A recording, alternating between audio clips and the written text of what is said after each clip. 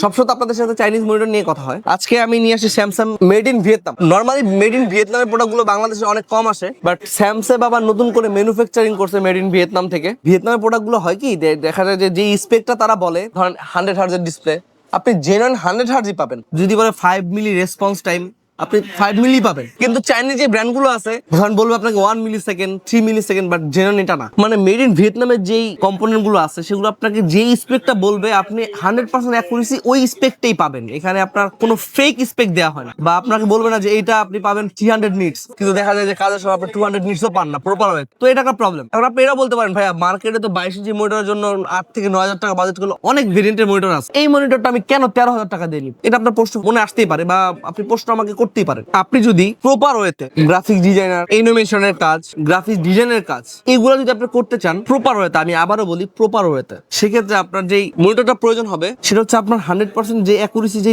স্পেকটা থাকবে ওইটা আপনার লাগবে। আপনার গ্রাফিক্স কালার অ্যাকুরেসি পাওয়া লাগবে, আপনার গ্রাফিক্স ডিজাইনটা অ্যাকুরেট পাওয়া লাগবে। কারণ এই ডিসপ্লে আপনি কম্পেয়ার করে কিভাবে বুঝবেন? এই ডিসপ্লেটা পাশাপাশি রাখবেন, আর পাশাপাশি চাইনিজ একটা 8 থেকে 9,000 টাকার মনিটরের একটা ডিসপ্লে রাখবেন। দুটো যখন একসাথে রাখবেন তখন আপনি হিউজ একটা গ্যাপ বুঝতে পারবেন। দেখুন এইটার কালার রেজুলেশনের সাথে এটা কালার রেজুলেশন মিলেই না। অনেক ছোট ছোট ডট পিক্সেল আছে যেগুলো দেখা যায় না, বাট এগুলোর ক্ষেত্রে, এইসব গ্রাফিক্স মনিটরের ক্ষেত্রে স্মুথলি আপনি দেখতে পারবেন। এবং এটাতে সবচেয়ে বড় যেই অ্যাডভান্টেজটা আছে সেটা হচ্ছে আই কেয়ার মোডটা দেয়া আছে। নরমালি আপনি লং টাইম ইউজ করার পরে চোখের প্রবলেমটা অনেকটাই কম করে, যেটা হচ্ছে চাইনিজ ব্র্যান্ডের মনিটর দেয়া নরমালি থাকে না। এগুলো মাত্র আমি ব্র্যান্ডের মধ্যে পাইছি, যেমন আপনার এটা তো স্যামসাং স্মার্টের অফিসিয়াল প্রোডাক্ট, স্যামসাং আমি পাইছি, তারপর হচ্ছে আপনার এলজি তে পাইছি, তারপর আসুসে পাইছি। আর ভেনকিউ তো কিছু কিছু মডেলে থাকে, সবগুলো মডেলে থাকে না, কিছু কিছু স্পেসিফিকলি কিছু মডেলে থাকে। তো যেই মডেলগুলো প্রাইস একটু বেশি সেটার অ্যাডভান্টেজ অনেক বেশি। আপনি যতটুকু বাজেট করবেন ঠিক ততটুকু প্রোডাক্টই পাবেন। আপনাকে 8,000 টাকার মনিটর আর 13,000 টাকার মনিটর কখনো মিলবে না। তো আপনি যদি আপনার কাজকে আরো প্রফেশনাল মোডে নিয়ে যেতে চান তাহলে আপনি স্যামসাং এর মনিটরটা পারচেজ করতে পারেন, কারণ এটা আপনার IPS panel, 100 hertz LED display, এবং আই কেয়ার প্রোটেকশন মোডটা দেয়া আছে, এবং এটা রোটেট ফ্রি, হ্যাঁ ফ্রি ফিকার মোডটা দেয়া আছে এর সাথে,